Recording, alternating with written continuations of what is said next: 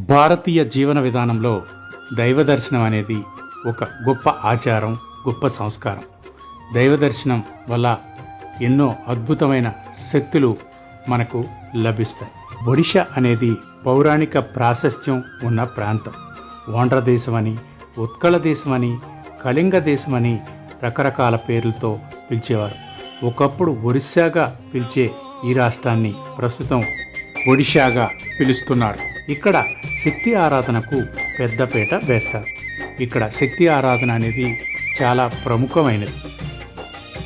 కటక్లో చండీదేవిగా, పూరిలో విమలాదేవిగా, జాజాపూర్లో విద్యాదేవిగా, నారాయణిగా, సంబల్పూర్లో సమరేశ్వరి దేవిగా పూజలు అందుకునే ఆ మాత పురుషోత్పురం కుమారీ పర్వత శ్రేణుల్లో తారాతరణి దేవిగా పూజలు అందుకుంటుంది. తారా తరణి అనే ఇద్దరు అమ్మవార్లు కొలువైన ఈ మహా పుణ్యక్షేత్రంలో ఆదిశక్తి మాత ఋషికుల్య నదీ తీరం పక్కనే ఉంటుంది. ఈ ఆలయం కిందనే అత్యంత పురాతనమైన శివాలయం కూడా ఉండడం విశేషం. ఈ ఆలయ చరిత్రలోకి వెళ్తే ఎన్నో అద్భుతాలు మనకి కనిపిస్తాయి. తారామాతగా, తరణీదేవిగా ఇక్కడ భక్తులు అమ్మవారిని ప్రత్యేకంగా పూజిస్తారు. సతీదేవి శరీర భాగాలలో స్తనఖండం పడి వెలిసిన మహాపుణ్యక్షేత్రమే ఈ తారాతరణి క్షేత్రం. ఇది ఒడిశాలో వెలిసిన అందమైన ఆరామం. ఈ దేవస్థానం అద్భుతమైన కళింగ శిల్ప సంపదతో అలరారుతోంది. ఇక్కడ తారాదేవి, తరణీమాతల ఆలయం వెనక ఎన్నో అద్భుతమైన విషయాలు మనకి కనిపిస్తాయి. మనం ఆలయంలోకి వెళ్ళగానే మనకి తారాతరణీదేవి అందమైన విగ్రహం ఎంతో ప్రసన్న వదనంతో మనకి కనిపిస్తుంది. తారాతరణి క్షేత్రంలో అమ్మవారు ఏకశిలా విగ్రహంగా రజితమూర్తిలా మనకు దర్శనమిస్తారు. వెండి మకర తోరణం కింద అమ్మవారు గులాబీ రంగు వస్త్రాలను ధరించి ప్రసన్న వదనంతో కనిపిస్తారు.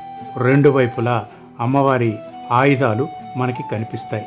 అమ్మవారి పాదాల కింద పాలభాగాన 4 శిరములతో ఉండే అమ్మవారి విగ్రహాలు కనిపిస్తాయి.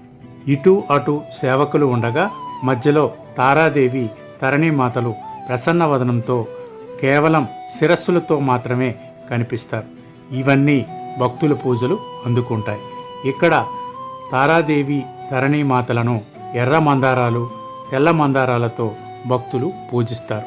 కొన్ని వేల సంవత్సరాలుగా వస్తున్న ఈ ఆచారం ఇప్పటికీ కొనసాగుతుంది. ఈ ఆలయం ఎంతో విశిష్టమైనది. అమ్మవారిని మొక్కుకుంటే ఎలాంటి కోరికలనైనా తీరుస్తుంది. శక్తి స్వరూపిణి అయిన జగన్మాతకు నిలువెత్తు నిదర్శనమే ఈ ఆలయం. అమ్మవారిని దర్శించుకున్న వారికి అన్ని కోరికలు నెరవేరుతాయి. స్త్రీ శక్తికి ప్రతీక అయిన ఈ ఆలయం దర్శించిన మహిళలు శక్తివంతంగా తయారవుతారని, పసుపు కుంకుమలకు లోటుండదని భక్తులు ప్రగాఢంగా విశ్వసిస్తారు. ఈ ఆలయంలో మరెన్నో విశేషాలు ఉన్నాయి. ఆలయం చుట్టుపక్కల ప్రతిదీ ఓ అద్భుతమే. ఇక్కడ రకరకాల దేవుళ్ళ విగ్రహాలు ఒక చెట్టు కింద పూజలు కూడా అందుకుంటూ కనిపిస్తాయి.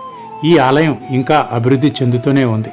పర్యాటక శాఖ ఆధ్వర్యంలో నడుస్తున్న ఈ ఆలయం పర్యాటక అభివృద్ధికి ఇంకా ప్రయత్నాలు జరుగుతూనే ఉన్నాయి.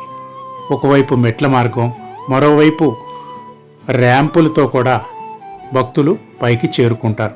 పైకి రావడానికి ఇక్కడికి ఎన్నో మార్గాలు ఉన్నాయి. భారత పర్యాటక శాఖ ఆధ్వర్యంలో నడుస్తున్న ఈ దేవస్థానంకి ప్రత్యేకమైన బోర్డు కూడా ఉంది.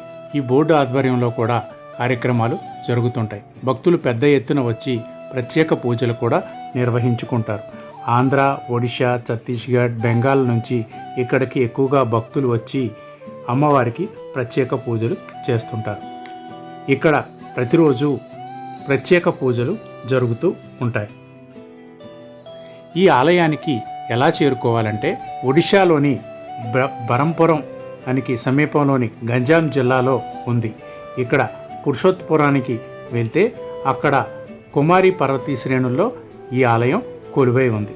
బరంపురం వెళ్ళి అక్కడ నుంచి రవాణా మార్గాల ద్వారా మనం కిందకి చేరుకోవచ్చు. అక్కడ నుంచి ఆలయానికి వెళ్ళడానికి 999 మెట్లు ఉంటాయి. మెట్ల మార్గంలో వెళ్ళటం ఒక దారి అయితే మరో దారి గుండా బస్సులో వెళ్ళటానికి అవకాశం ఉంది. బస్సులో వెళితే రెండు వైపులకు పర్యాటక శాఖ నుంచి టిక్కెట్లు ఇస్తారు. ఈ టిక్కెట్లు ఒక మనిషికి 30 రూపాయల చొప్పున ఉంటుంది. పైకి కిందకి వెళ్ళటానికి ఒకేసారి టిక్కెట్లు ఇస్తారు. రెండూ కలిపి 30 రూపాయలే ఉండటం విశేషం. ఇక ర్యాంపు ద్వారా కూడా ఆలయానికి చేరుకోవచ్చు. ఏ మార్గం ద్వారా పైకి ఆలయంలోకి చేరుకున్నా అక్కడ మనకి ప్రశాంతమైన వాతావరణం కనిపిస్తుంది. ఆలయ శిల్ప సంపద చూసి మనకి ఆశ్చర్యం కలగక మానదు. ఇక ఆలయం చుట్టుపక్కల ప్రాంతాలన్నీ ఆహ్లాదకరంగా ఉంటాయి.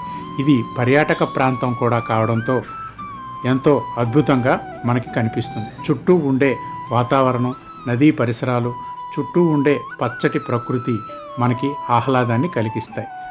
ఆలయ దర్శనానికి వచ్చేవారు, అలాగే పిక్నిక్ల పేరుతో వచ్చేవాళ్ళు ఇక్కడికి పైకి వచ్చి అమ్మవారి దర్శనం చేసుకొని తర్వాత చుట్టూ ఉండే ప్రదేశాలను చూసుకుంటూ ఎంజాయ్ చేస్తారు.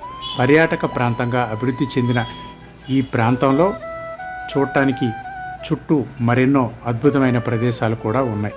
ఇక్కడ చేరుకొని విశేష పూజలు చేసి భక్తులు ఎంజాయ్ చేస్తారు.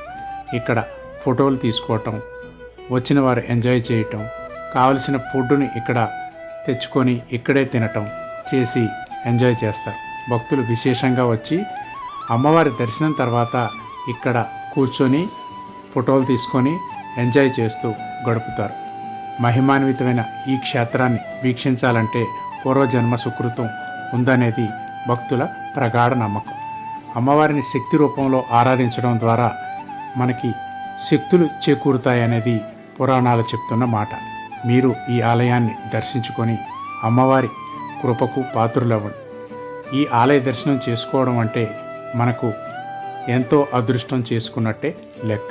తప్పనిసరిగా చూడాల్సిన పుణ్యక్షేత్రాలలో ఈ శక్తిపీఠం ఒకటి. ఈ శక్తి క్షేత్రాన్ని దర్శించుకొని మీరు పునీతులు కండి. చూశారుగా మహిమాన్వితమైన తారాతరణి పుణ్యక్షేత్రాన్ని. మరో అంశంతో మళ్ళీ కలుద్దాం. మరిన్ని అప్డేట్స్ కోసం మా ఛానల్ని సబ్స్క్రైబ్ చేసుకోండి. నోటిఫికేషన్స్ కోసం బెల్ ఐకాన్ కూడా క్లిక్ చేయండి. Thank you for watching. మీకు అమ్మవారి అనుగ్రహం ప్రాప్తించుగాక.